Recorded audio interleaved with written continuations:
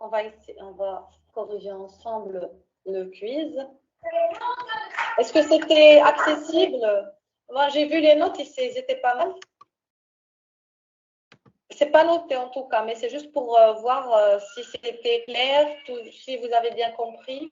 Finalement, donc, j'ai vu de très bonnes notes. Et en fait, l'examen final aussi, c'est dans ce genre de questions donc, que je pose souvent. D'accord, donc voilà les questions. Donc, la phase G1 du cycle cellulaire, et l'intervalle entre les phases S et M, qu'est-ce que vous en pensez? C'est faux. C'est entre M et S respectivement. C'est pas respectivement, tout à fait. Donc, le mot respectivement, il faut faire attention à ces petits, à ça. Donc, il faut être vraiment très, très vigilant pour un petit mot qui change. Donc, tout le sens va pouvoir changer. À une durée très variable, décidément. Donc, c'est une des caractéristiques de cette phase. Et la phase où la cellule assure ses fonctions physiologiques, oui. Et c'est la phase de réplication de l'ADN, non, puisque ça se fait au cours de la phase. S'il vous plaît, il y a quelqu'un qui ouvre son micro et ça dérange. D'accord? Donc là, pour la première question, je crois que c'était bon. Il y avait quelques-uns qui ont mal répondu.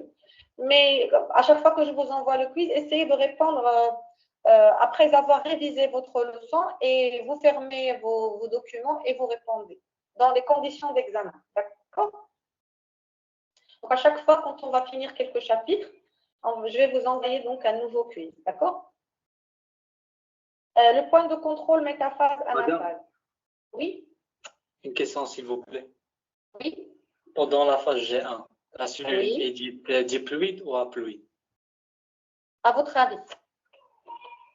Je pense que haploïde, parce que chaque chromosome est constitué d'une seule chromatide. Non, elle est diploïde. Elle est formée de 2 chromosomes. En G1? Elle est 2N. Elle est 2N chromosomes. D'accord? Elle est 2N. Et après la synthèse, elle devient 4N chromosomes. Ça, c'est le plus juste, le plus correct. D'accord? En phase G1, elle est 2N. Ensuite, ça veut dire le lot d'ADN, c'est 2N, la quantité d'ADN. Ensuite, elle double sa quantité d'ADN, elle devient 4N. Et puis, elle va, pendant la mitose, elle va revenir à 2N. Ça, pour la mitose. Pour la méiose, c'est autre chose. Donc, on a 2N pendant la phase G1. Ensuite, on a 4N pendant la phase G2. Puis, il y a la mitose, la première mitose. Et à la fin de la deuxième mitose, donc, on aura un seul N. D'accord? D'accord, merci. Madame? Oui. Si vous faites une petite question, on a dit que la durée de la phase G1 est variable. Est-ce que c'est juste ce qui se passe en la phase G1 ou bien la rentrée en G0 influence, c'est elle qui influence la durée de G1? C'est la décision d'entrer en R. C'est surtout la cellule, bien sûr, elle a la phase G0 puisqu'elle sort du cycle, on n'est plus dans le cycle G0. Mais c'est la décision, c'est le point R, le point de restriction, quand est-ce que la cellule va décider, et tout ça, ça dépend des conditions, de l'environnement de la cellule. D'accord? Donc, c'est variable. En phase G1, avant le point R, elle n'a pas encore décidé. Est-ce qu'elle rentre dans le cycle ou bien elle sort? Donc, c'est un point intermédiaire. D'accord? Elle est à cheval. Est-ce qu'elle rentre ou elle ne rentre pas? Est-ce qu'elle sort en G0? Est-ce qu'elle rentre en cycle cellulaire? Donc, la durée de G1 dépend de la décision de rentrer. Oui, de l'environnement. Tout à fait. Merci. On continue. Donc, le point de contrôle métaphase, anaphase. Permet la division cellulaire en évitant la nucléoïdie. Oui, n'est-ce pas? Et contrôlé principalement par le MPF. Donc, j'ai eu pas mal de réponses oui pour là, mais qui a répondu oui sur ce point-là, qu'ils disent là, pourquoi il a dit oui? Non? Tous les gens que j'ai ici, ils ont répondu non. D'accord? C'est ce que je comprends. Nécessite l'intervention d'une ubiquitin ligase. Oui, comment ça s'appelle l'ubiquitin ligase de ce point? APC. APC, très bien. Pour quelles sont les initiales de quoi? APC, c'est l'initiale de quoi? APC. Anaphasis, promoting, d'accord, complexe. Donc, c'est le complexe promoteur de l'anaphase. Donc, ça rappelle donc l'anaphase où l'on est. D'accord? Dans le complexe synaptonémal, il existe deux éléments latéraux et deux éléments centraux. Donc, c'est faux. Pourquoi? C'est quoi la bonne réponse? Est-ce que vous m'entendez? Oui, madame. Oui. Oui. Donc, c'est quoi la bonne réponse? Deux éléments latéraux et un élément central. Très bien. Donc là, le reste est simple. Donc, s'il y a une question sur laquelle vous n'êtes pas d'accord ou qui vous paraît ambiguë un peu, vous me dites. Donc, la triploïdie, c'est une aneuploïdie? Non, c'est une polyploïdie. C'est un nombre multiple, c'est un nombre de chromosomes qui est un multiple de n et qui est différent de 2. D'accord? Et ça, c'est peut provenir de la fécondation d'un ovocyte. Madame, on a du mal à vous Madame, on entendre. entend mal. C'est une aneuploïdie. Non. Elle peut provenir de la fécondation d'un ovocyte. Et maintenant, c'est mieux? Oui. Oui, madame. Oui, Peut c'est bon. provenir de la fécondation d'un ovocyte normal par de spermatozoïdes. Oui. Et peut provenir de la non-séparation d'un des chromosomes homologues. Est-ce que c'est vrai ou faux? C'est faux. Faux parce que c'est ce qui va donner, c'est le mécanisme qui va générer l'aneuploïdie, n'est-ce pas? Pour chaque division cellulaire normale, il faut toujours une duplication exacte de l'ADN et du centrosome, n'est-ce pas? Par exemple, si on a une duplication anormale du centrosome, qu'est-ce qu'on aura? On a vu l'autre jour dans le cours sur la mitose. On aura des mitoses multipolaires. D'accord? On n'aura pas deux pôles de la cellule, on aura 3 pôles, 4 pôles. Vous vous rappelez du signe de Mercedes? Oui? Le point de restriction R, il est situé au cours de la phase G1. Oui. Donc, vous m'arrêtez s'il y a un point qui vous dérange. La progression des cellules après ce point est indépendante des facteurs environnementaux. Oui, donc une fois elle franchit ce point, elle ne répond plus aux facteurs environnementaux. Le point de contrôle G2M est régulé par les complexes des cas 4, 6 et cycline D. Oui ou non? Non. C'est quel facteur qui régule ce point? C'est le facteur MPF. D'accord? C'est des cas cyclines. D'accord. La phosphatase CDC25, bien sûr, elle va réguler ce point. Et pour faire la distinction, c'est le G1. Pour la phase G1S, c'est plutôt la P53 qui a un rôle important dans la régulation de ce point, du point G1S. D'accord? Les inhibiteurs de cycline, oui. Madame, les points de contrôle, ça ne doit pas enregistrer pendant la rediffusion. Et plusieurs personnes n'ont pas eu. D'accord. Je vous ai demandé l'autre fois de me dire quelle partie vous n'avez pas, laquelle, comme ça je l'organiserai une autre fois, d'accord? Dites-moi à partir de quelle partie, à partir de quel moment vous n'avez pas l'enregistrement et on va faire une nouvelle réunion, d'accord?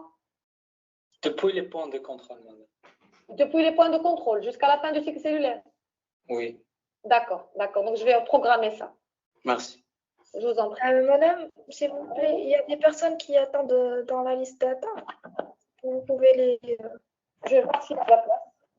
Merci.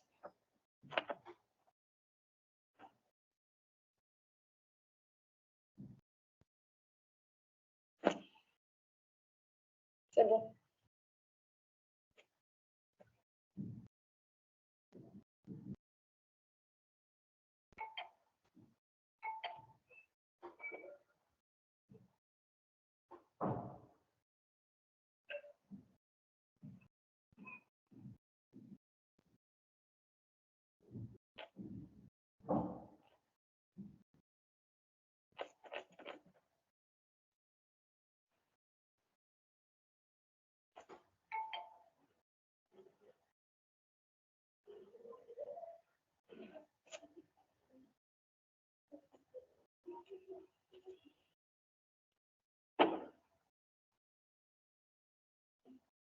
Ah, excusez-moi, je ne sais pas la réplication. On va retourner à notre quiz. Les inhibiteurs de CDK-cycline donc, appartiennent à deux grandes familles. Oui, la PCZ en fait partie. Donc là, je crois que tout est simple jusque-là. C'était très simple ce quiz, je sais. C'est juste c'est un petit avant. Les cassures double bras sans fruit de la réparation. Donc en général, donc c'était très bon. Les résultats ont été très, très bien. Ici, j'ai pas mal de réponses. 71 étudiants qui ont dit que 69XXY désigne le syndrome de Klinefelter. Le syndrome de Klinefelter, il est désigné comment? 47XXY. Très bien. Donc, il ne faut pas se tromper dessus. Donc, c'est bon. Donc, on va passer à notre cours d'aujourd'hui. Donc, j'espère que vous avez bien révisé le cours sur les acides nucléiques. Comme ça va vous être facile pour suivre ce cours d'aujourd'hui. Donc, le cours d'aujourd'hui s'intitule « La réplication de l'ADN ». Le plan du cours. Madame, Oui, s'il vous plaît, il y a encore une demande de participation. d'accord.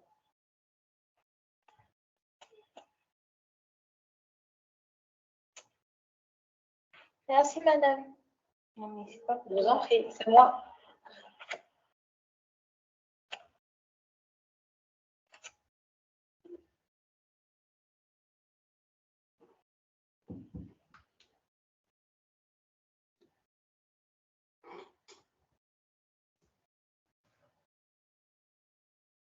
Donc, les objectifs du cours, s'il faudra, donc les objectifs, je le répète, c'est le contrat qui nous lie les deux. Donc, moi et vous. Donc, il faudra absolument, à la fin de chaque cours, que vous ayez ces objectifs bien en tête. Donc, le premier objectif, c'est de connaître les matériaux nécessaires à la réplication de l'ADN et le rôle. Et il faudra décrire les différentes étapes de la réplication de l'ADN. Comprendre la réplication des télomères qui a posé pendant très longtemps des problèmes. Il faudra décrire les différents mécanismes de réparation de l'ADN. Donc, on va voir un chapitre à part qui est la réparation, les systèmes de réparation de l'ADN. Donc, la première, donc, on va voir tout d'abord donc les mécanismes, les matériaux nécessaires à la réplication. Donc, tout d'abord, la réplication de l'ADN, c'est un phénomène de duplication de la molécule d'ADN, donc dont le but est la synthèse de deux nouvelles molécules qui sont identiques à la molécule initiale. On dit que la réplication est semi-conservative parce que à partir la réplication nécessite une séparation des deux brins et chaque brin va constituer la matrice sur laquelle va arriver un nouveau brin. Donc, chaque nouvelle molécule va être formée d'un brin qui est ancien et d'un brin qui est nouveau. C'est pour ça qu'on appelle la réplication semi-conservative. Les matériaux nécessaires à la réplication, c'est tout d'abord, bien sûr, une matrice qui va servir de modèle, mais qui sera conservée dans la nouvelle molécule. Les nucléotides qui sont sous forme de désoxyribonucléosides triphosphate, donc souvenez-vous très bien de ça, ce sont des désoxyribonucléosides triphosphate, à savoir des ATP, des GTP, des CTP, des TTP, mais ce sont des désoxy. Donc, la bonne nomenclature, donc il faut rajouter donc, un petit D ici pour dire DATP, DGTP, DCTP et DTTP pour séparer des ribonucléosides triphosphates qui rentrent dans la constitution de l'ARN. Les protéines, donc on a besoin aussi de protéines de reconnaissance de site d'initiation. On va voir tout ça point par point, qui vont servir de reconnaître le point de départ de la réplication. On a besoin aussi d'enzymes qu'on appelle les topoisomérases, qui ont un rôle pour dérouler l'ADN et faciliter l'accès à la molécule d'ADN. Les hélicases qui ont un rôle dans l'ouverture des deux brins de l'ADN. les protéines SSBP qu'on appelle, donc, qui vient du mot Single Strand Binding Protein, qui ont un rôle dans la stabilisation. Bien sûr, la protéine qui est spécialisée dans la polymérisation, qui est l'enzyme ADN polymérase. La primase qui a un rôle de commencer la réplication. On va voir les caractéristiques de l'ADN de polymérase. Donc, elle a besoin absolument d'une enzyme qui est l'ARN polymérase, qui va fixer une amorce d'ARN. Les ligases qui vont souder des fragments de plusieurs nucléotides. Donc, ce n'est pas comme l'ADN polymérase qui relie nucléotide par nucléotide. La ligase, elle soude des fragments de plusieurs nucléotides et du magnésium. Tout d'abord, je commence par l'ADN polymérase, qui est une enzyme particulière. C'est une enzyme elle a plusieurs caractéristiques. C'est une enzyme qui ne sait pas commencer la réplication. Ça veut dire qu'il ne sait pas commencer sa fonction de réplication, à savoir, elle a besoin de quelqu'un d'autre qui commence à sa place. Donc, c'est pour ça qu'on dit que, voilà.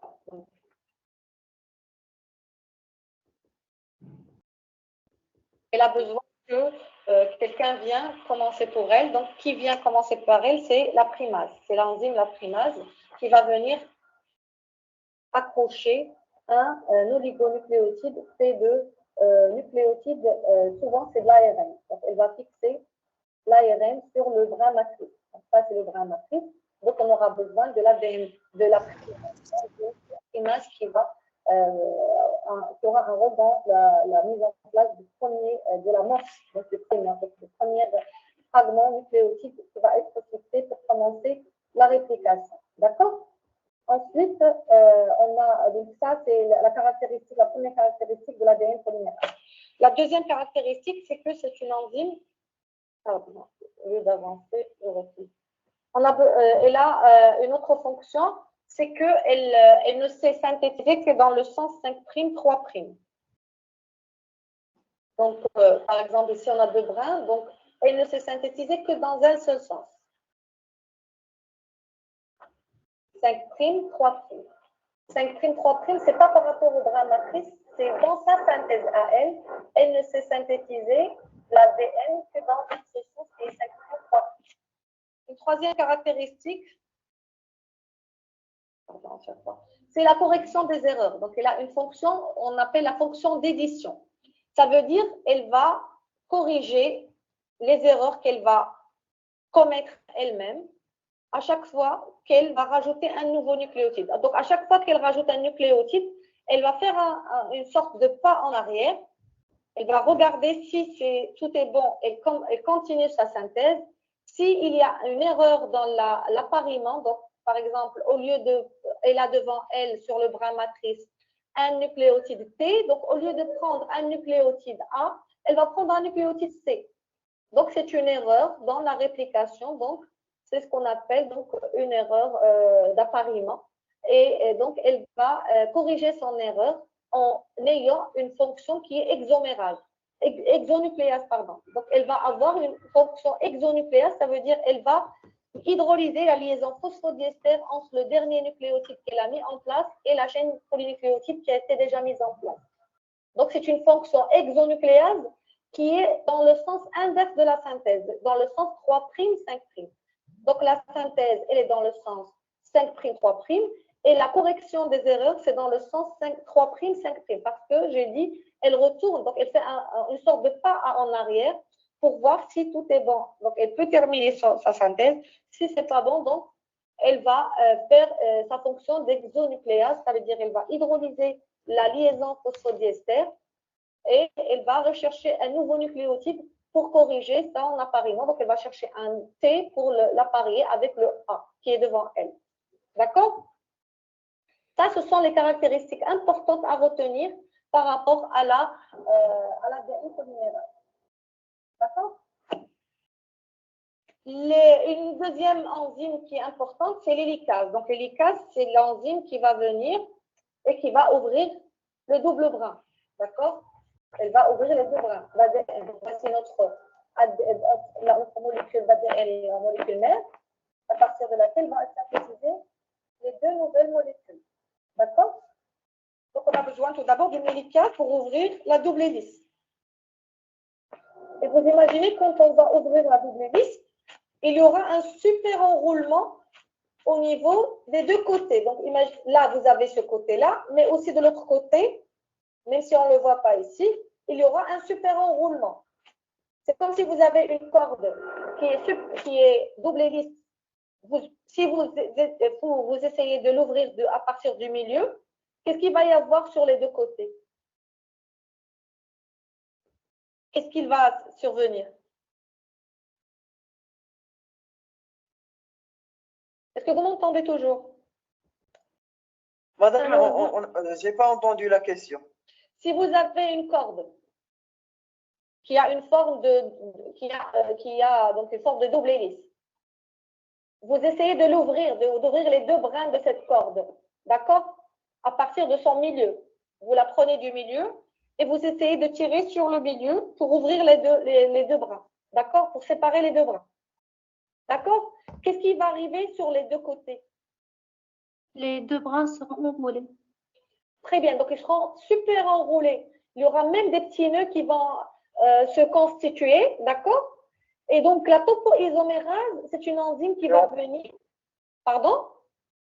On va pas pouvoir l'ouvrir. On va essayer de l'ouvrir, on a la force, on va essayer d'ouvrir, on va l'ouvrir. Mais il y aura des super enroulements sur les côtés, d'accord? Oui, oui. C'est comme si vous avez un fil qui est enroulé en double hélice et vous ouvrez du milieu, vous aurez un super enroulement des côtés, donc, et des nœuds qui vont se former. Donc, la topoisomérase, elle va venir, et qu'est-ce qu'elle va faire? Elle va couper les nœuds carrément, donc elle va couper l'ADN, et puis elle va débobiner et ressouder, d'accord, à l'identique.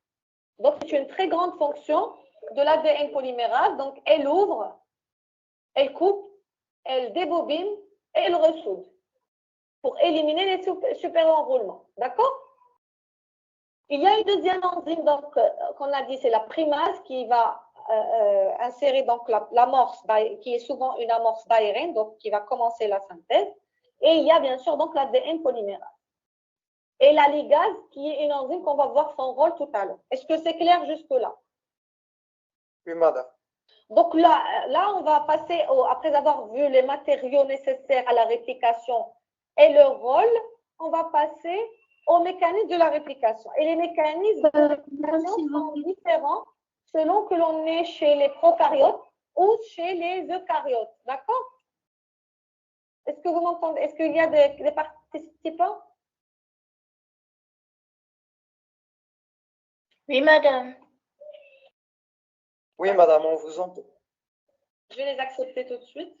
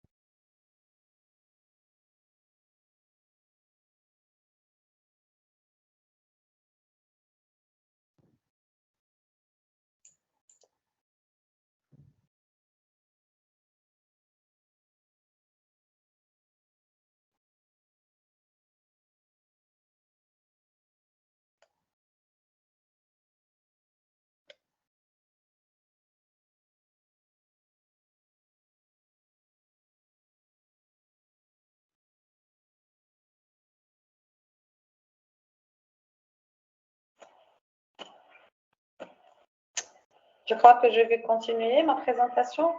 Donc la réplication, elle a des mécanismes différents selon que l'on est chez les prokaryotes ou bien chez les eucaryotes. Donc, et dans tous les cas, la réplication, elle est dite bidirectionnelle. Ça veut dire la fourche de réplication, donc l'hélicase, quand elle va venir pour ouvrir la double hélice, elle va donc avancer dans les deux sens. Donc, il y aura une hélicase qui va ouvrir dans ce sens et l'autre dans l'autre sens. Donc, on appelle une réplication, elle est bidirectionnelle. Mais la polymérisation, elle est unidirectionnelle. Pourquoi elle est unidirectionnelle? Dans le sens Car l'ADN polymérase ne polymérise que dans le sens. Très bien, parce que l'ADN polymérase ne synthétise l'ADN, ne réalise sa fonction de polymérisation, ne fait ses liaisons phosphodiester que dans le sens 5', 3'. Et quand je dis 5', 3', c'est par rapport au brin qui est en train d'être synthétisé. Donc, vous voyez, par exemple, ici, vous avez le brin matrice. Ici, il y a le sens 5', 3'. Mais l'ADN polymérase va synthétiser dans le sens 5', 3' ici. D'accord? Donc, le brin antiparallèle, le brin néosynthétisé, bien sûr, il est antiparallèle par rapport au brin matrice. Donc, c'est pour ça qu'on dit que c'est une synthèse dans l'autre, unidirectionnelle et toujours dans le sens 5', 3'. D'accord? Donc, chez les prokaryotes, la synthèse prend naissance au niveau de ce qu'on appelle l'origine de réplication, qui comporte des séquences répétées d'ADN de 200 paires de bases. Donc, tout d'abord, donc, il y a l'ouverture, bien sûr, par l'hélicase, qui fait apparaître au début ce qu'on appelle l'œil de réplication. Et ensuite, il y aura avancement et ouverture de cet œil, et les fourches de réplication vont progresser petit à petit. Par exemple, si on prend l'exemple de la réplication chez une bactérie avec ADN circulaire décaténaire, donc l'œil de réplication va s'agrandir et les fourches de réplication vont progresser doucement jusqu'à ce qu'ils se rencontrent vers l'autre côté. D'accord? Donc, ils vont se rencontrer ici et donc il y aura deux molécules qui vont se séparer par la suite pour former deux nouvelles molécules d'ADN qui sont identiques à la molécule mère. Donc, la molécule mère va avoir la même séquence que la molécule qui est formée. Donc, le problème, c'est qu'au cours des observations, on a remarqué qu'au cours de la réplication, qu'il y a un brin qui est néosynthétisé qui apparaît avant l'autre. Donc, il y a un brin au cours des observations en microscopie électronique. On a remarqué qu'il y a un brin qui est synthétisé en premier et il y a un deuxième qu'on voit apparaître tardivement. Donc, c'est pour ça qu'on a appelé le premier brin qui apparaît le brin précoce et le deuxième qui apparaît, c'est un brin tardif. Et plus tard, on a compris que ce brin tardif, en fait, il est tardif parce qu'au départ, il est synthétisé sous forme de fragments. D'accord? Il est synthétisé sous forme de fragments. Et le premier chercheur qui a fait cette observation, c'est un Japonais qui s'appelle Okazaki. Donc, il a fait la remarque qu'il y a donc la synthèse de ces fragments d'ADN au départ. Donc, on a appelé ces fragments-là les fragments d'Okazaki. D'accord? Et bien sûr, à chaque fois qu'il y a la synthèse, on a dit que l'ADN polymérase ne sait pas commencer. Donc, pour le brin, à chaque fois qu'on a une nouvelle synthèse par l'ADN polymérase, on a l'amorce d'ARN qui va être, j'ai dit généralement l'ARN, qui va être mise en place. Et puis, l'ADN polymérase va venir pour continuer et pour faire la polymérisation par la suite, l'élongation. Donc, sur le brin, sur l'autre brin, donc j'ai dit que ça se fait sous forme de petits fragments, on dit donc les fragments d'Okazaki. Et une fois la synthèse se termine, il y aura hydrolyse de ces fragments d'ARN et il y aura polymérisation pour la resynthèse des parties manquantes. Et la ligase, qui est donc une enzyme, va venir et va souder les fragments d'Okazaki les uns aux autres. D'accord? Donc, le phénomène d'élongation réalisé par l'ADN polymérase, il se fait sur une extrémité 3'OH. D'accord? Sur une extrémité 3'OH qui va rajouter des DNTP à chaque fois. D'accord? Et à chaque fois, comme je l'ai dit l'autre fois, il y aura libération d'un groupement pyrophosphate. C'est celui-là. Donc, à chaque fois qu'il y a rajout d'un DNTP, qui est un désoxyribonucléoside triphosphate, vous remarquez qu'ici, vous avez 3 groupements phosphates, mais quand il est ajouté à l'extrémité 3'OH, il va y avoir libération d'un groupement pyrophosphate. Un groupement pyrophosphate, c'est un groupement qui est formé de 2 groupements phosphates. Et ainsi de suite. Donc, remarquez le brin naissant, toujours la synthèse se fait dans ce sens. Donc, 5' vers 3'. La deuxième question, donc, comment l'ADN polymérase, on sait qu'il synthétise dans le sens 5', 3'. On a une ADN polymérase qui va se fixer sur ce brin et une autre qui va se fixer sur ce brin. Et il doit suivre le sens de la force de réplication. Mais sur ce brin, donc, tout va bien puisque c'est le bon sens, 5', 3'. Mais ici, c'est le sens inverse. Donc, comment est-ce que ça va être possible? Au fait, plusieurs années sont passées, donc avant qu'un monsieur fasse le modèle qui est appelé le modèle de Kernberg, selon lequel il y a des boucles qui se font sur ce brin tardif, donc sur ce brin où va se former le brin tardif. Et donc, ce sont des boucles qu'on appelle les boucles de Kernberg. Comment ça se fait? Donc, à chaque fois que l'ADN polymérase va transiter d'un endroit à l'autre, il y aura donc la formation d'une petite boucle qu'on appelle la boucle de Kernberg, dans laquelle donc, il y aura l'ADN polymérase qui va se fixer, et il y aura donc la synthèse dans le sens 5', 3', puisque le sens sur le brin matrice, il s'est inversé. Donc, vous remarquez qu'au départ, ici c'est 5 et ici c'est 3. Et ici, quand il y a inversion du sens, on a 3' et 5'. D'accord? Et donc, voilà, donc c'est ça le modèle de Kernberg. Donc, la synthèse se fait dans le bon sens, 5', 3'. Donc, le problème de l'ADN polymérase dans le sens a été résolu grâce à ce modèle, dit le modèle de Kernberg. Donc, voici le modèle, comment ça marche dans le cas de l'ADN polymérase. D'accord? Et après, la boucle se défait et une nouvelle boucle à côté se ferme. Puis la boucle se défait, une nouvelle boucle se refait et ainsi de suite jusqu'à l'extrémité de l'ADN. D'accord? Oui. Donc là, c'est le phénomène de réplication chez les prokaryotes. Chez les eucaryotes, en fait, c'est le même phénomène qui se passe, mais avec quelques particularités. Donc, en fait, c'est un événement qui est rare. Il se déroule au cours de la phase S du cycle cellulaire. Il est plus complexe surtout parce qu'il a plusieurs origines de réplication. Donc, au lieu qu'il y ait un seul point de réplication, l'œil de réplication chez les prokaryotes, ici, il y a plusieurs origines de réplication et ces origines, on les appelle ARS, les séquences autonomes de réplication, autonomously replicating sequence. Ce sont des séquences qui sont, donc j'ai dit plusieurs par génome, donc vous voyez, il y a plusieurs points de commencement de réplication qu'on appelle les points ARS. Et la caractéristique de ces points, c'est que ce sont des séquences qui sont riches en AT, en base A et T. À votre avis, pourquoi? Pourquoi cette richesse en base A et T? Car on a 2 liaisons hydrogènes entre A et T. Très bien, donc c'est facile à séparer. Donc, c'est facile à réaliser l'ouverture du double bras. D'accord? Juste, j'ai un problème ici. Il y a apparemment quelqu'un qui veut rejoindre.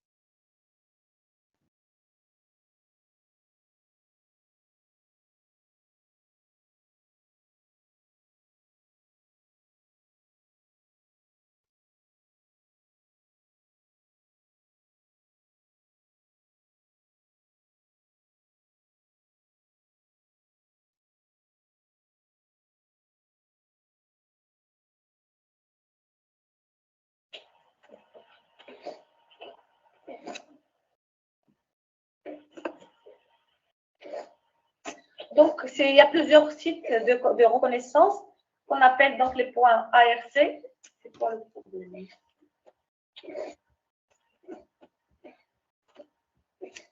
Donc, ce sont les points de réplication où se fait le démarrage de la réplication. D'accord? À quoi ça sert d'avoir plusieurs points de réplication? Bien sûr, c'est pour accélérer ce processus. En effet, s'il n'y avait qu'un seul point d'initiation, on aurait besoin de 800 heures pour répliquer une seule cellule. Donc, vous comprenez donc l'intérêt d'avoir plusieurs points de réplication. Donc là, c'est un petit schéma récapitulatif qui montre bien comment se fait donc la réplication de l'ADN dans les deux sens, d'accord? Donc, j'ai dit que c'est une réplication qui est bidirectionnelle dans les deux directions. Donc, ce qu'on a par là, c'est la même chose. Non, voilà. Ce qu'on a par là, c'est la même chose de ce qu'on a de l'autre côté. Imaginez en miroir ce qui se passe de l'autre côté. D'accord? Donc, il y a l'hélicase qui vient pour ouvrir la double hélice. Il y a la topoisomérase qui vient pour couper et débobiner l'ADN super enroulé. Il y a la primase qui va venir pour synthétiser l'amorce. Il y a les protéines SSBP qui vont stabiliser le simple brin, puisque vous comprenez bien, si on réalise une ouverture du brin, on aura une tendance à une refermeture, puisque les bases sont complémentaires sur les deux brins. Est-ce que c'est clair jusque-là? Donc, la réplication, elle est bidirectionnelle. La polymérisation, elle se fait dans le sens 5', 3' par l'ADN polymérase. Et le début se fait par une primase. Donc là, on a vu le début. L'élongation se fait grâce à l'ADN polymérase. Et la terminaison, comment elle se fait? C'est un problème qui a posé beaucoup de questions pendant très, très longtemps, qui a fait couler beaucoup d'encre.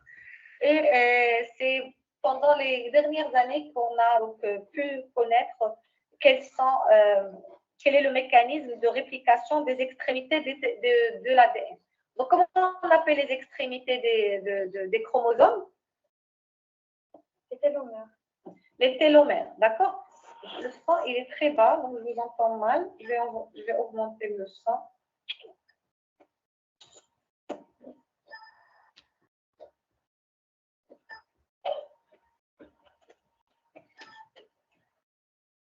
Non, il est au max.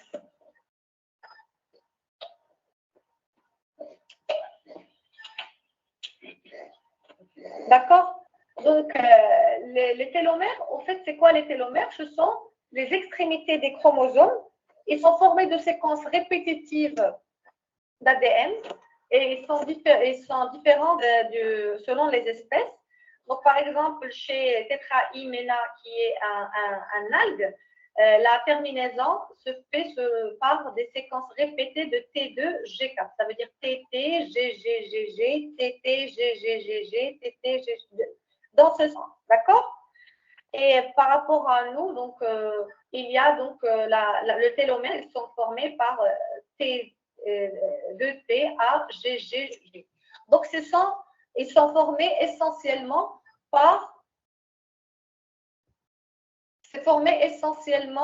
la terminaison, vous voyez, elle est faite surtout de G, donc qui va s'apparier avec un C, et donc ça permet de stabiliser les extrémités de notre télomère. D'accord?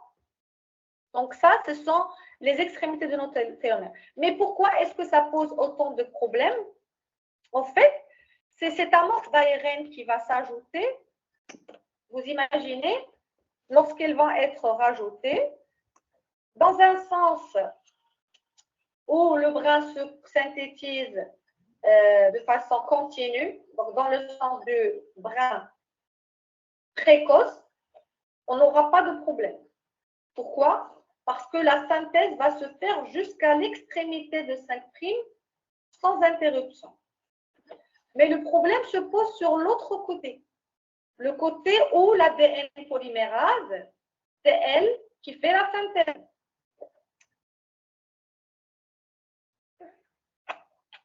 D'accord?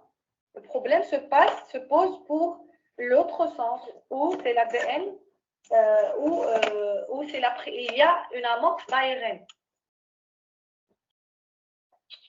Donc, comment ça, c'est quoi le problème?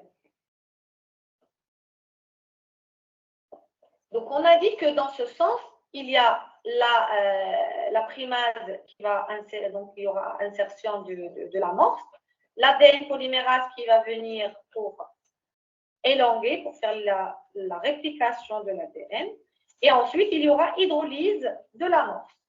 Donc, l'hydrolyse de l'amorce va être comblée par une resynthèse, puisque l'ADN polymérase va pouvoir synthétiser dans le sens 5'3', mais dans l'extrémité, vraiment l'extrémité de l'ADN, dans la fin, il y aura toujours une partie qui va manquer. D'accord? Et donc, imaginez-vous qu'à chaque réplication, on aura un bout qui manque par là et un autre bout qui manque par là. Qu'est-ce qu'il va y avoir après un bon nombre de divisions cellulaires? Qu'est-ce qu'il va y avoir comme conséquence? Si ça se fait de cette manière, on n'aura plus de matrice pour faire notre réplication. Modification. On aura un raccourcissement, oui. On aura un raccourcissement des chromosomes, n'est-ce pas? À chaque fois, il y a usure des extrémités, n'est-ce pas? À chaque fois, usure des extrémités. À chaque fois, on aura une usure. À un certain moment, qu'est-ce qu'il va y avoir? Il y aura un raccourcissement. Mais ce qui est intéressant, c'est que les télomères, ce sont, j'ai dit, des séquences répétitives d'ADN. Et ce sont des séquences non codantes. Ça veut dire que leur usure ne va pas avoir des conséquences génétiques, des conséquences chez l'individu, n'est-ce pas? Parce qu'ils ne sont pas codants.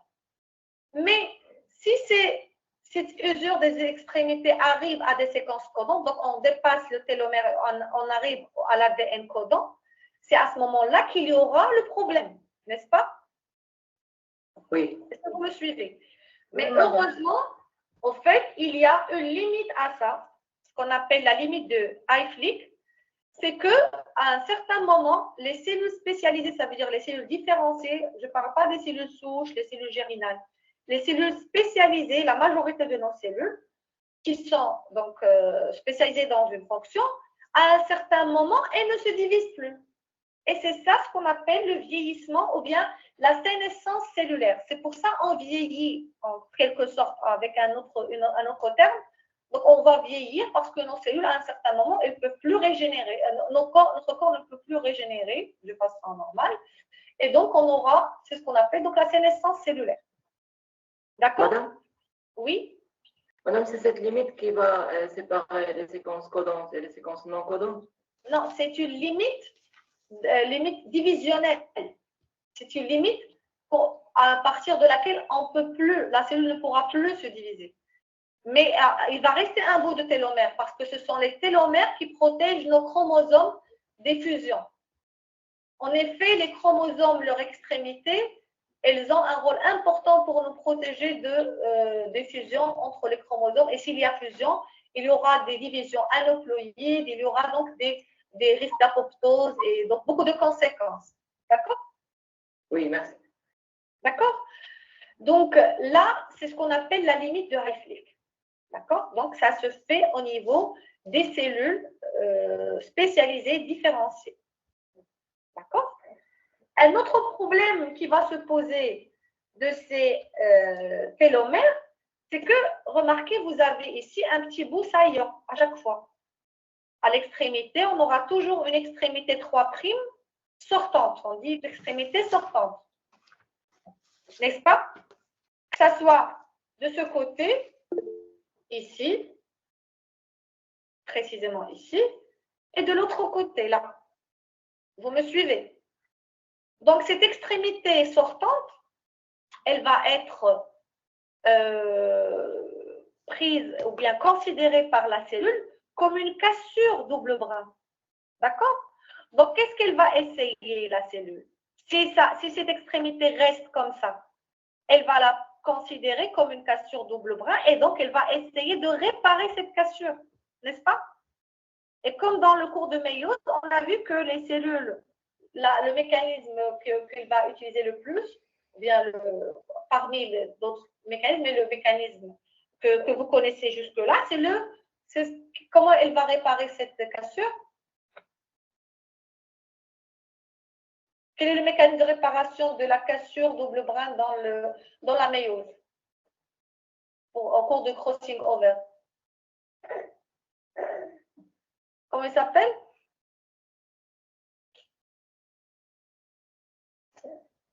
C'est la recombinaison homologue. Donc, elle va essayer de recombiner ce bout avec un autre bout d'ADN, de chromosomes. Et donc, il y aura des fusions de chromosomes. N'est-ce pas? Est-ce que vous me suivez? On a une extrémité saillante. Donc, la cellule va essayer de réparer ça. Mais heureusement que ça ne va pas rester comme ça. En effet, grâce à des recherches très poussées, on a remarqué que cette extrémité cette extrémité saillante, cette extrémité 3' saillante, elle va s'incruster dans la molécule d'ADN, d'accord, entre ces deux brins. Et ensuite, donc, il y aura stabilisation de cette forme. C'est une forme qu'on va appeler T-loop, ou bien il y a d'autres formes D-loop, ou bien plusieurs formes. Elle va être stabilisée par des protéines de liaison. D'accord? Et donc, ainsi, on aura une extrémité d'ADN qui va être extrémité de chromosome, par l'occurrence, qui va être protégée de la fusion. Est-ce que c'est clair? Ça, donc, c'est un deuxième problème qui est dû à cette extrémité 3' saillante. Est-ce que c'est clair? Vous m'entendez? Oui, madame. Madame, vous pouvez répéter, s'il vous plaît. En effet, au cours de la réplication, vous devez imaginer ça devant vos yeux. Vous avez la réplication sous forme de petits points de Kazaki. À chaque fois, la bourse qui va être Madame, on ne m'entend pas bien. à chaque fois, il y aura l'hydrolyse de l'amorce. D'accord? Et le problème ne va pas se poser pour les amorces qui ont été hydrolysées au milieu. N'est-ce pas? Parce qu'ils seront comblés par l'ADN polymérase. Et ensuite, il y aura soudure par quelle enzyme? Quelle est l'enzyme qui va souder ces fragments d'Okazaki? C'est les ligands. Mais le problème se pose au niveau de l'extrémité. Il y aura hydrolyse de l'amorce, mais l'ADN polymérase ne pourra pas synthétiser dans ce sens. Et il ne sait pas commencer. Donc, ça va rester vide. D'accord? Ça va rester vide. Et si ça reste vide, il y a donc, on a dit, le problème d'une division à l'autre. Les télomères vont se raccourcir jusqu'à arriver à une limite qui est la limite de Hayflick. Ça, vous l'avez bien compris, j'espère. Est-ce que c'est clair pour la limite de Hayflick? Oui, madame. Le deuxième problème qui se pose, c'est que cette extrémité 3' saillante, qui est donc la saillante, elle va poser le problème si ça reste comme ça. Les scientifiques se sont dit, mais si ça reste comme ça libre, il y a risque de fusion entre les chromosomes et donc il y aura un risque de division aneuploïde par la suite. Et qui dit aneuploïdie dit une cellule qui a des chromosomes en excès, des cellules qui ont des chromosomes en défaut, d'accord? Et donc, il y aura des apoptoses, des divisions qui sont anarchiques, donc tout type de dommages. Donc, ils ont poussé les recherches, ils ont trouvé que cette extrémité, en fait, qui est saillante, elle ne va pas rester libre comme ça dans la cellule, dans le noyau, mais elle va s'incruster à l'intérieur de l'ADN. Donc, c'est ça, donc cette extrémité elle va s'incruster entre les deux brins d'ADN, et donc, elle va former ce qu'on appelle la thymo. D'accord? Et c'est bien la thymo aussi, c'est la boucle T, ou bien la boucle Et cette boucle va être fixée. Madame, on vous entend mal. Cette boucle va être fixée par des molécules qui sont des protéines de liaison. Il y a encore un autre problème qui se pose. On a dit que ça se fait comme ça dans les cellules somatiques. Il y a l'usure des télomères, mais il y a une exception pour les cellules germinales, pour les cellules souches et pour les cellules cancéreuses. Dans ces cellules-là, il n'y a pas d'usure des télomères. Ce qui veut dire qu'à chaque division, donc après chaque division, il y aura resynthèse du télomère. Mais comment est-ce qu'il peut être resynthétisé alors que notre ADN polymérase ne sait pas synthétiser dans ce sens, puisque en plus, elle ne sait pas comment c'est. Donc, en fait, on a découvert qu'il y a une enzyme qui va avoir un rôle dans la synthèse des télomères, qui est la télomérase, et qui est active dans nos cellules germinales. D'accord, c'est pour ça dans les cellules germinales, il y a toujours un résistat zéro. On appelle l'horloge. Madame, on vous entend mal. Il y a donc dans nos cellules germinales, la télomérase, elle est active. Vous m'entendez maintenant? Oui, maintenant c'est bon. Oui, oui. Dans les cellules germinales, dans les cellules souches, la télomérase, elle est active. Mais dans les cellules cancéreuses, la télomérase, elle est réactivée dans des cellules spécialisées, dans des cellules différenciées. Donc, la télomérase, qui va être active ou bien réactivée, c'est quoi cette télomérase? C'est une enzyme qui a un rôle de transcriptase inverse. C'est quoi une transcriptase inverse, transcriptase réverse? Quel est son rôle? La transcription dans le Elle assure la transcription. Transcription de quoi? Transcriptase inverse. Elle synthétise donc, elle a un rôle dans la synthèse de l'ADN à partir de l'ARN. D'accord? Donc, c'est une enzyme qui a une fonction transcriptase inverse et qui porte une ribonucléoprotéine. Ça veut dire une protéine avec un ARN. Donc là, l'ARN qu'on a pris comme exemple ici, c'est une séquence répétitive de AA-CC. Cette séquence, c'est la séquence complémentaire de la télomère. Du télomère de qui? De l'algue, de la première donc, découverte de cette télomérase qui a été faite par une équipe américaine, et pour laquelle ils ont reçu le prix Nobel pour cette découverte, donc en 2006. Donc là, c'est très, très intéressant cette découverte de cette télomérase. Donc, remarquez comment est-ce qu'elle fonctionne. Donc, vous avez l'extrémité 3' OH qui est libre. D'accord? Cette extrémité saillante, c'est elle qui va, sur laquelle va se déposer la télomérase. La télomérase, on a dit que c'est une enzyme qui a une fonction transcriptase inverse et qui porte une séquence d'ARN qui est complémentaire à celle du télomère. D'accord? Donc, elle a une séquence AACCC. D'accord? Donc, elle va se localiser ici. Elle va synthétiser l'ADN complémentaire à cette séquence d'ARN, comme ceci. Et puis, elle va suite à une translocation de cette enzyme, il y aura synthèse d'une nouvelle séquence et ainsi de suite, jusqu'à une certaine distance. Jusqu'à une certaine distance. D'accord? Excusez-moi. À un moment donné, il y aura l'ADN, il y aura la primase qui va venir, elle va insérer une amorce d'ARN et l'ADN polymérase, elle pourra synthétiser dans ce sens 5', 3'. Et notre molécule, et notre télomère a été synthétisé de nouveau. Est-ce que c'est clair? La fonction de la télomérase. Qui n'a pas compris? C'est important. Vous avez tous compris? Madame, est-ce que c'est la télomérase qui va synthétiser les bases complémentaires? Oui, c'est une transcriptase. Elle va transcrire.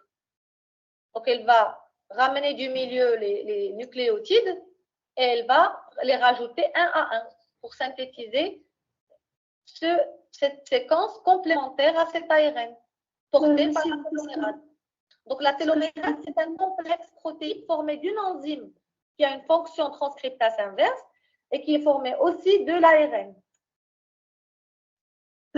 Et comment évaluer ce que je ne comprends pas, c'est que comment évaluer les deux séries TT, GG. Elle va les synthétiser par complémentarité. Pardon.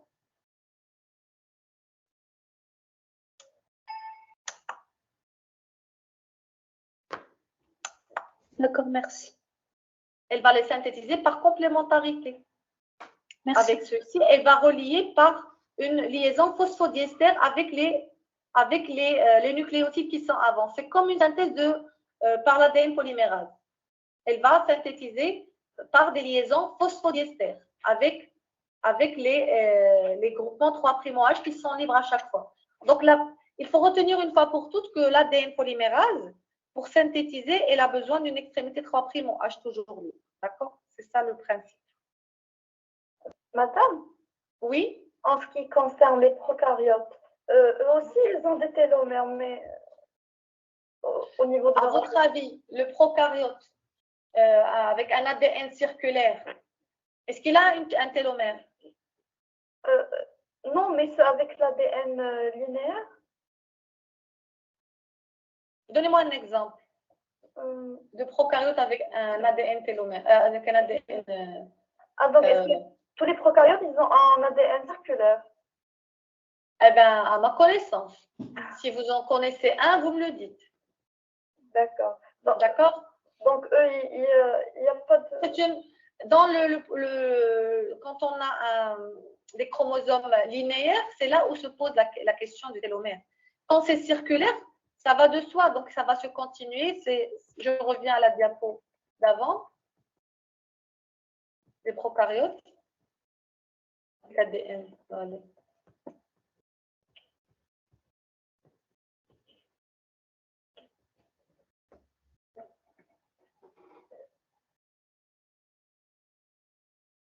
Voilà. Donc ici, il n'y aura pas de problème de terminaison.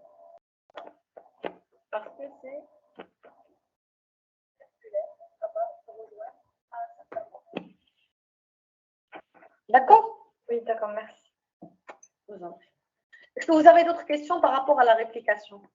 Donc, la réplication, elle pose des problèmes de ce fragment tardif. Comment est-ce qu'il est tardif? Pourquoi? C'est parce qu'il y a la présence de ces fragments d'Okazaki. Ces fragments, comment ils sont synthétisés alors que l'ADN polymérase ne synthétise que dans un seul sens? La réponse est donnée par ce modèle de Kornberg. D'accord? Donc, l'extrémité, comment? Donc, si à chaque fois il y a lise de cette amorce, il y aura une usure des extrémités. La réponse, c'est que oui, il y aura usure, mais il y aura une limite à cette usure. C'est la limite de Hayflick.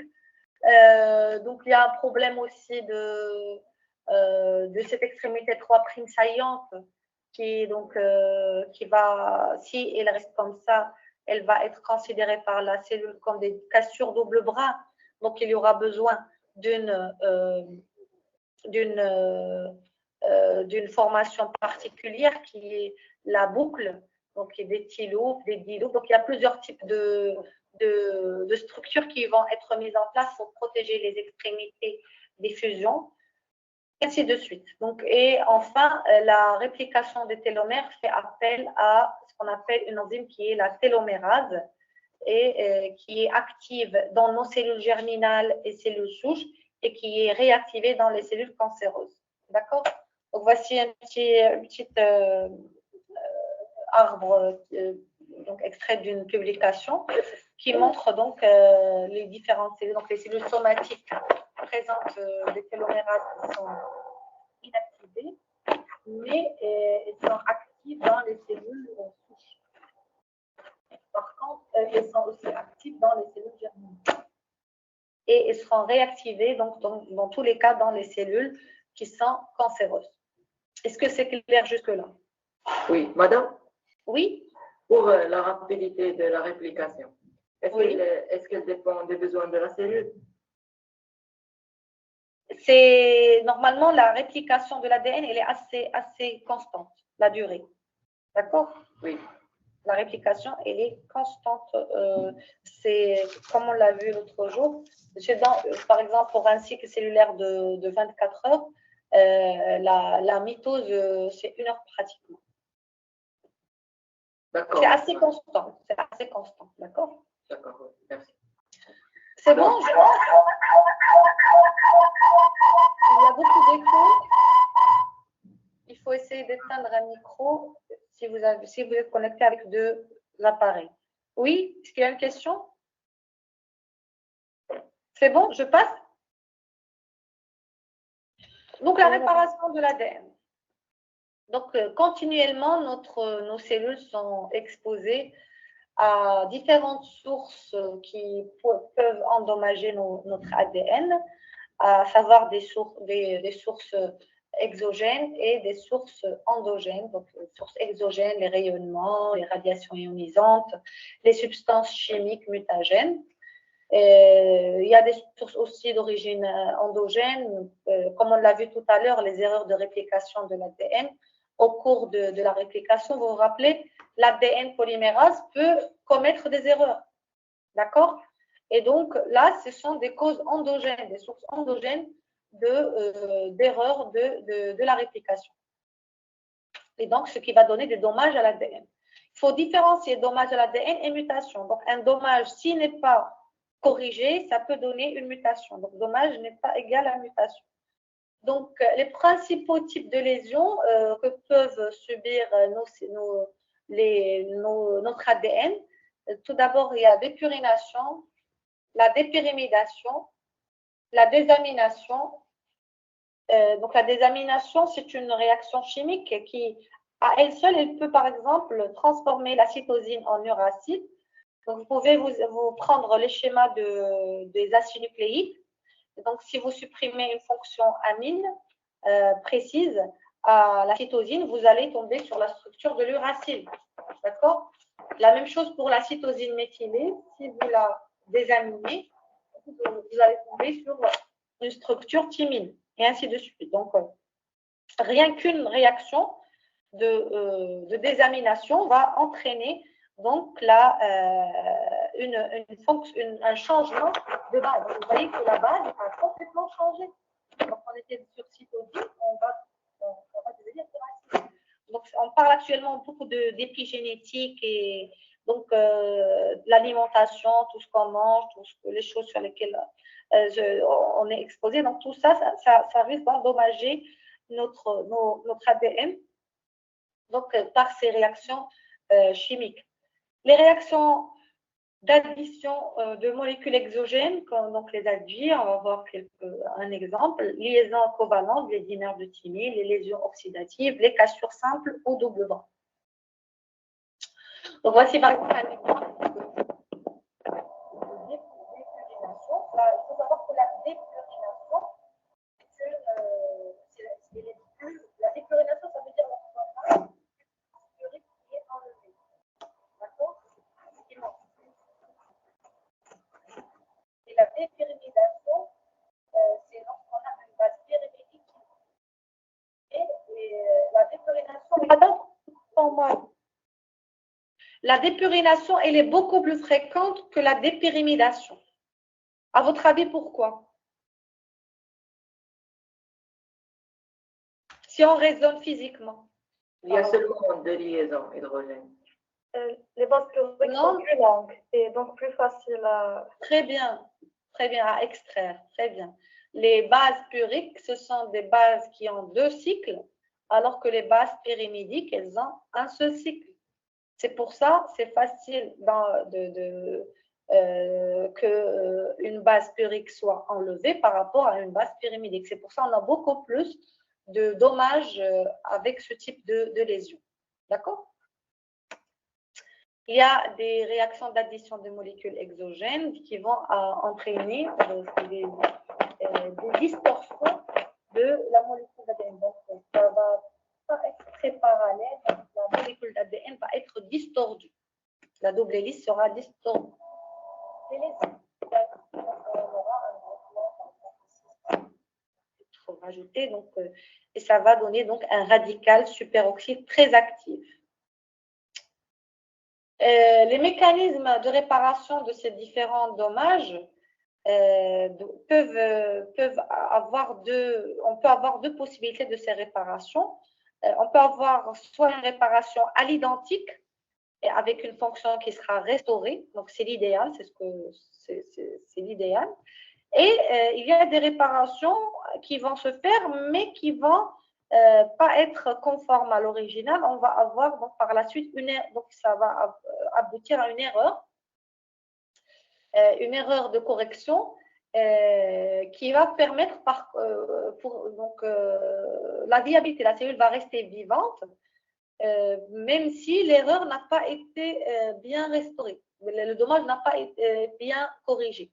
Et ça va entraîner des lésions cancéreuses. Donc, c'est un lit de transformation cancéreuse et de mutations qui seraient transmissibles. D'accord? Donc, quels sont les mécanismes de réparation des différents dommages à l'ADN?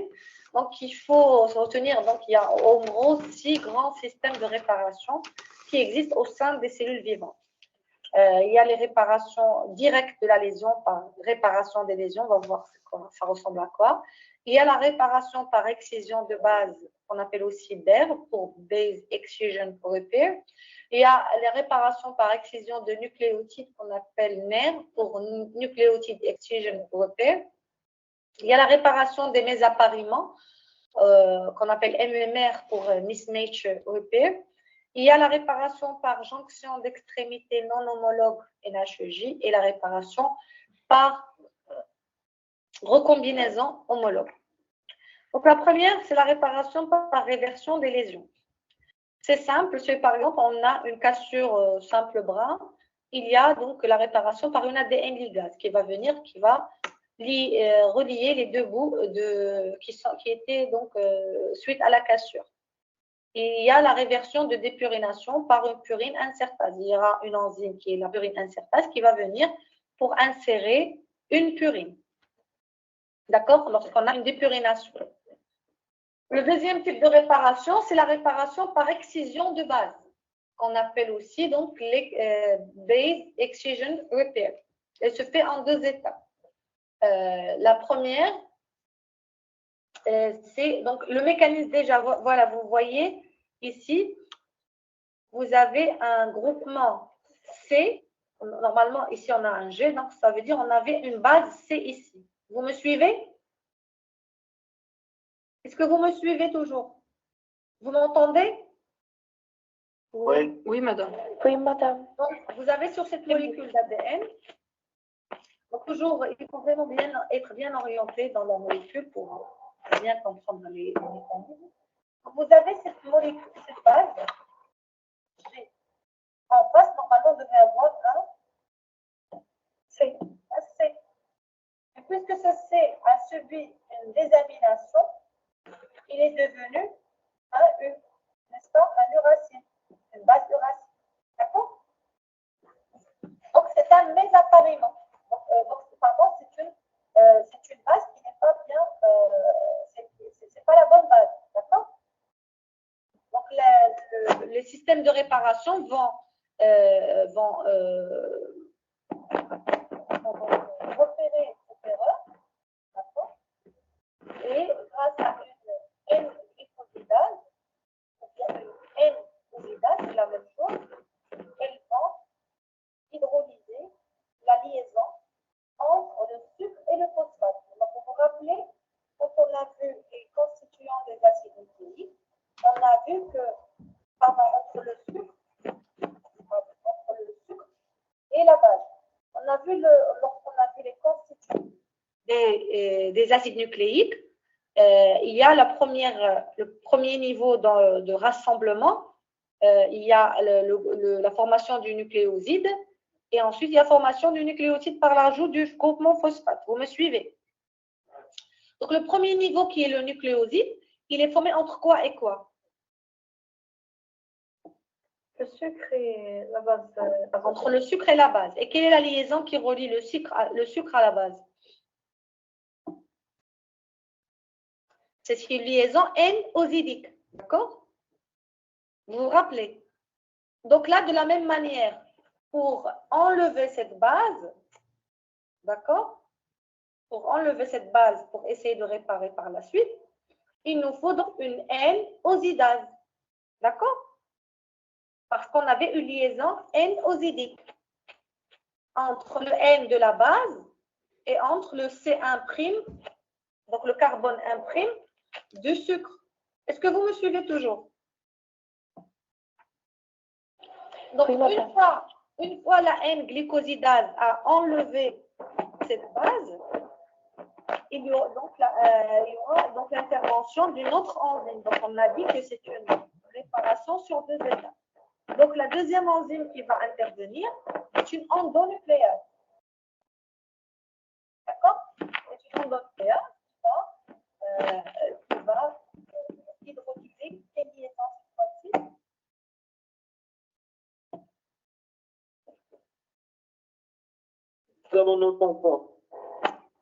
L'endonucléase, elle hydrolyse quelle liaison?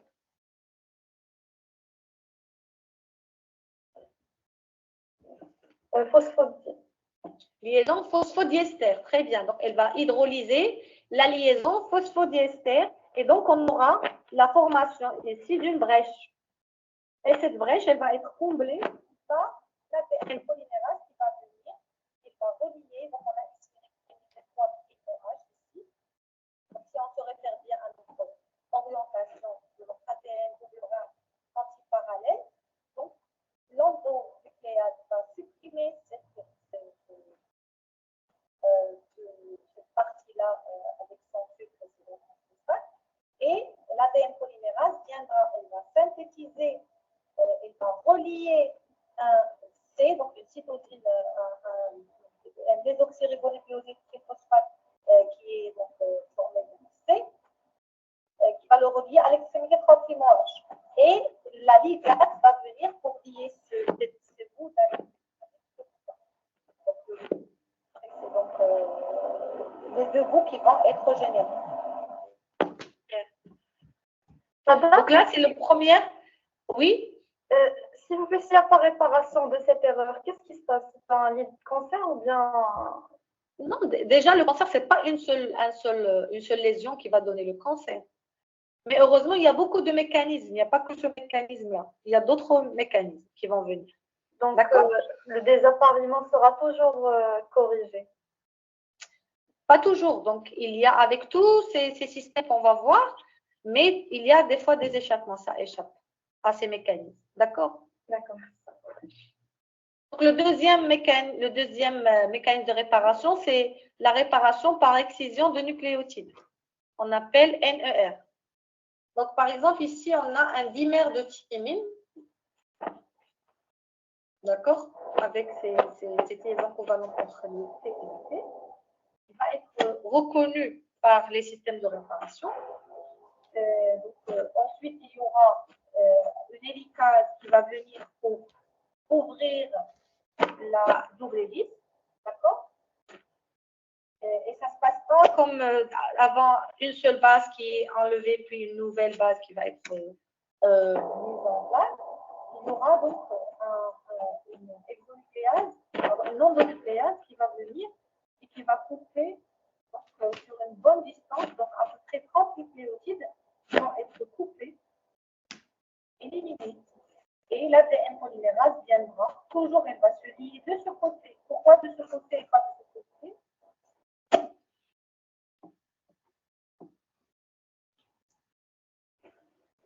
Pourquoi? On n'a pas entendu. Pourquoi est-ce que l'ADN polymérase, lorsqu'elle viendra synthétiser, pourquoi est-ce qu'elle va se lier de ce côté et va synthétiser? Madame, on vous entend mal. pourquoi l'ADN polymérase va se lier de ce côté et pas de ce côté-là. Car elle fait synthétiser que dans le sens 5'3'. Très bien. Toujours que dans le sens 5'3'.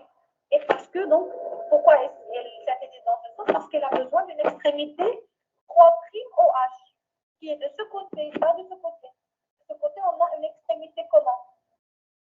Si je vous donne un schéma et je vous demande ici, par exemple, quelle est cette extrémité? Une extrémité, oui. Une extrémité phosphate. Mais quel numéro? Quel chiffre? 3 primes. 5 primes. C'est une extrémité 5 primes phosphate. Chaque nucléotide, si on veut l'orienter, il a une extrémité 5 primes phosphate et 3 primes OH. D'accord? Est-ce que c'est clair?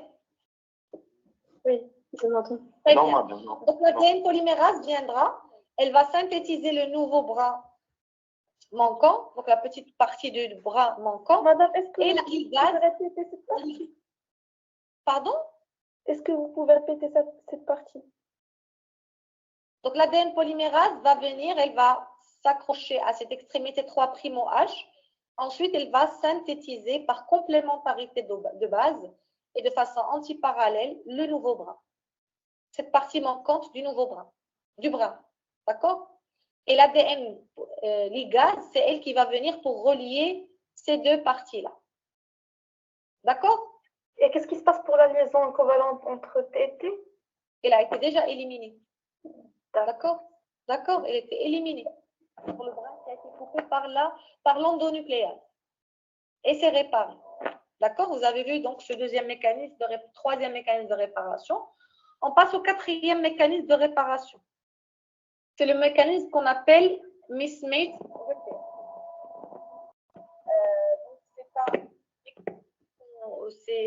C'est un mécanisme de réparation des erreurs post-réplicatives.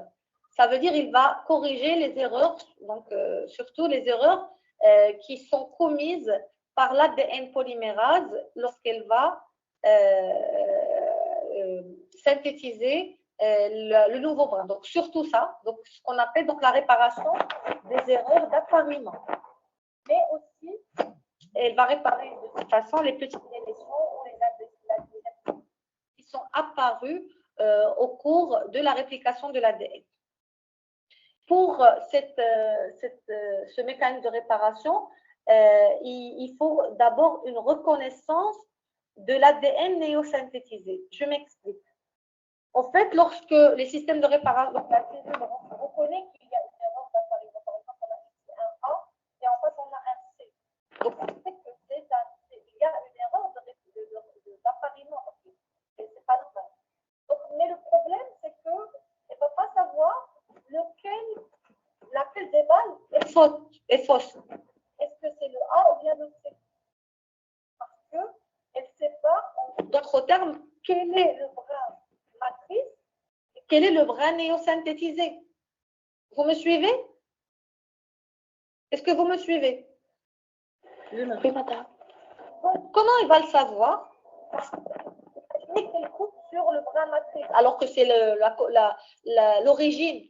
Donc, ce n'est pas l'erreur ici. L'erreur est sur le bras néosynthétisé, n'est-ce pas? Oui. Donc, pour reconnaître le bras néosynthétisé du bras matrice, il y a un système de reconnaissance. En effet, le bras matrice, il est méthylé. Ça veut dire qu'il comporte des groupements méthylés. Vous les voyez ici, c'est des groupements CH3. Alors que le bras qui est néosynthétisé, au départ, il n'est pas méthylé. Donc, c'est pour ça qu'on appelle ça des erreurs, donc la correction des erreurs post-réplicatives. Donc, après la réplication, elle va donc corriger s'il n'y a pas d'erreur. Ensuite, il y aura méthylation. Donc, à cette étape de vérification, c'est à cette étape-là qu'on va agir ce système de mismatch.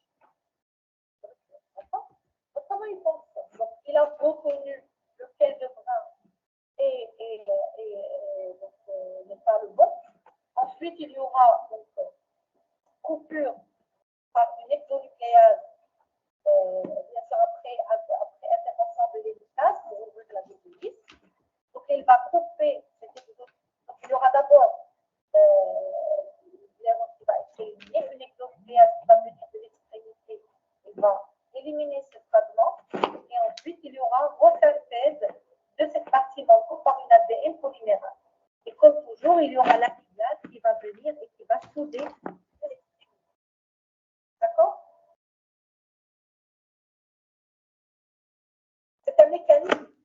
impliqués dans les cancers, notamment dans le cancer, par exemple, dans les cancers colorectaux non polyposiques, dans le cadre du syndrome de Lynch. Donc, dans ce syndrome-là, il y a des anomalies dans ce système-là. Est-ce que c'est clair pour le mismatch repair? Oui, madame. Très bien. Donc, je passe par rapport à ce mécanisme, ce n'est pas très intéressant. Donc, l'ensemble de ces mécanismes de réparation avant, pendant ou après la réplication vont permettre à la cellule de maintenir un génome intact de génération en génération, dans la mesure où les dommages infligés à l'ADN sont relativement ponctuels, heureusement. Et donc, sur là, je termine la réplication pour faire vite. Préparez vos questions, donc si vous en avez. Et donc, je passe au cours de la réplication. Je vais commencer le cours et on va essayer de terminer la prochaine fois. D'accord?